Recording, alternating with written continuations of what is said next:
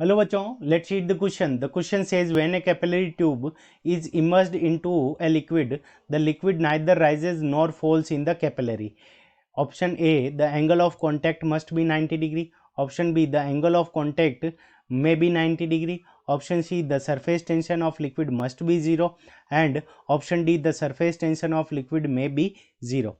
सो इस क्वेश्चन के अंदर हमें यह पूछा है कि जब कोई लिक्विड के अंदर कैपिलरी ट्यूब को राइज किया जाता है यानी डाला जाता है, तो उस कंडीशन के अंदर ना तो लिक्विड उसके अंदर ऊपर की तरफ चढ़ता है और ना ही अपने फ्री सरफेस से नीचे की तरफ जाता है. तो उस कंडीशन के अंदर जो सरफेस टेंशन और एंगल ऑफ कांटेक्ट की वैल्यू क्या होगी वह हमें बतानी है.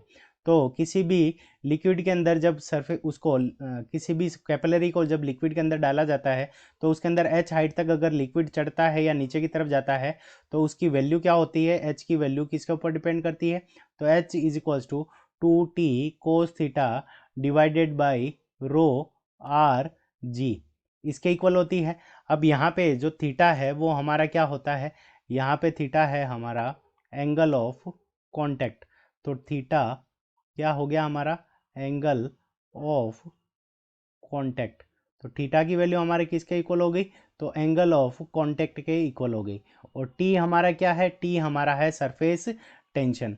टी बराबर क्या हो गया, सरफेस टेंशन. तो देखो टी बराबर हमारा क्या हो गया यहाँ पे सरफेस टेंशन, और थीटा बराबर हमारा क्या हो गया, एंगल ऑफ कॉन्टैक्ट. अब हमारा क्या हो रहा है कि लिक्विड ना तो ऊपर की तरफ जा रहा है और ना ही नीचे की तरफ आ रहा है. तो टी बराबर हमारा यहाँ पे क्या हो जाएगा, सरफेस टेंशन. अब देखो, तो h अगर हम जीरो रखें तो h is equals to zero. तो h is equals to zero हो गया. तो उस कंडीशन के अंदर क्या होना चाहिए, t जीरो होना चाहिए या फिर हमारा कोस थीटा. ठीक है बच्चों, या तो हमारा टी जीरो होना चाहिए या फिर हमारा कोस थीटा की वैल्यू क्या होनी चाहिए, जीरो होनी चाहिए. रो इन्फिनिटी हो तब भी जीरो हो सकता है, आर इन्फिनिटी हो तब भी जीरो हो सकता है, जी इन्फिनिटी हो तब भी जीरो हो सकता है. तो ये तीनों जीरो नहीं है, यानी ये तीनों इन्फिनिटी नहीं है. तो उस कंडीशन के अंदर या तो हमारा टी जीरो है या फिर कोस थीटा बराबर जीरो है. और कोस थीटा बराबर जीरो है, कोस थीटा बराबर जीरो है. तो थीटा बराबर क्या हो जाएगा हमारा, कोस इनवर्स ज़ीरो.